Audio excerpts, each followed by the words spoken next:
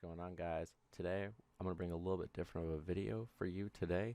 We're going to talk about the state of Borderlands 3 and what can be done to help improve the game and get people staying here longer. So at number one, I'm going to talk about the end game content or lack thereof. So you run through the game, you go through the story or well, lack thereof, and you level up, you get your good loot, and all that's all good and dandy. But then what do you do after that?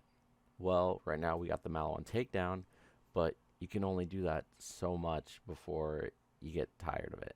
And then you got the DLC 1, but there's not really much to do it. There's just the bosses, which give you your legendary loot way too easily. And then you're done. I mean, yeah, you can start on another character, but the fact that you can hit level 50 in normal mode is not a good thing. At first, when I first played through the game, I thought that was awesome. I was like, oh, sweet. I'll just hit level 50 and then I'll move on. But once you do that, you realize, wow, True Vault Hunter mode really isn't worth it now because it gives you a little bit more of a challenge, but nothing else really changes. You don't get any benefits from it. They say you get a higher loot drop chance, but it's not really that noticeable with Mayhem 4 and how many drops that you get. It's not incentive enough.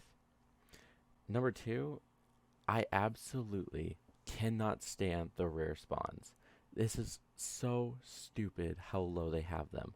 I've ran through 20 times and the rare spawn hasn't spawned. And on top of that, the drop rates are even lower. So you can run through 20 times, maybe get them once, and then you're not even going to get the legendary that you want because their loot pools are filled. The Mayhem 4 doesn't help that at all, filling up their loot pools. There's no consistency. If they hired the rare spawns a little bit to like maybe a 50% chance or like a 75% chance, then the lower drop chance might be okay, but it still is not okay where we can play through 100 runs, see him or her, whoever we're farming, maybe 20 times out of that and not get the legendary that we want. It doesn't give people incentive to play. They're going to get bored and then they're going to quit, which is what's happening to a lot of us right now. We're getting burnt out.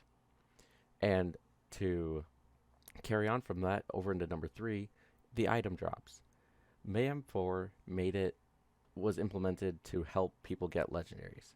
I understand that. I see how that's a good thing. But at the same time, if everyone gets their legendary super duper fast, then the grind for them and when you actually get one is not nearly as satisfying as Borderlands 3, where you'd be farming for one specific legendary, you'd see the legendary drop, and you'd be happy because you knew what you got. In this, you could get anything, absolutely anything, and be like, oh, there's a legendary, I guess I don't want that one, and then move on. It's not like Borderlands 3 where you'd be farming, let's just say bunker, and you know you're going to get the sham or the bitch. That's that, nothing else. And when you finally got that sham, you're like, wow, this has some meaning behind it. This is what we want. Not just, oh, I finally got the sham. Let's move on with our days.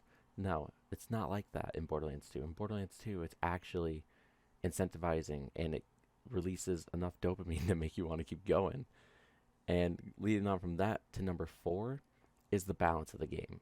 I'm moving through these pretty fast, but I want this to be a shorter video. The balance in this game is absolutely horrendous. I'm not talking about the guns. I'm talking about the actual playable characters. Mose, Amara, Flak, and Zane. Amara is grossly overpowered compared to the rest of the Vault Hunters. Yes, they got a buff recently, I believe today actually. They just got a buff that makes them a hell of a lot better. But it's not an excuse for how Amara gets 300% bonus damage. And yeah, I do use Amara. I find her fun. But that doesn't mean I don't see what's wrong with her.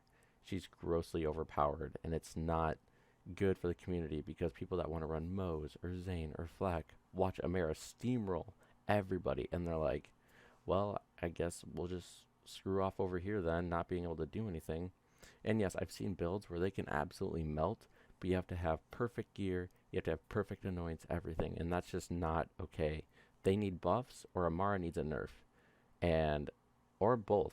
Maybe Amara needs nerfed and they need buffed.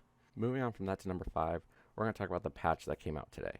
The patch that came out today makes it so that the Malawan takedown scales you. So if you're on one player, it's going to be on one player difficulty. If you have a team of four, you're going to have four-player difficulty. Whereas before, no matter how many players you had, it was always four-player difficulty, which is good and bad. I've ran through the takedown multiple times before the patch, and I didn't get anything. It was a grind, it was hard, it was difficult, but it was fun. It was fun, but you still don't get the drops. I haven't gotten a single dedicated drop from Wotan yet, and I've killed him probably 20 times, which is really, really sad, because I really want the new redistributor, but I can't get it. I've played through the Malon Takedown once on this new difficulty. It is a cakewalk. No lives lost, just got it done in less than 20 minutes. It's so easy, and this is good and bad. It's good because now players that couldn't beat that before have an opportunity to go in and experience it and actually be able to beat it and have a chance at those new legendaries that were locked behind the fight.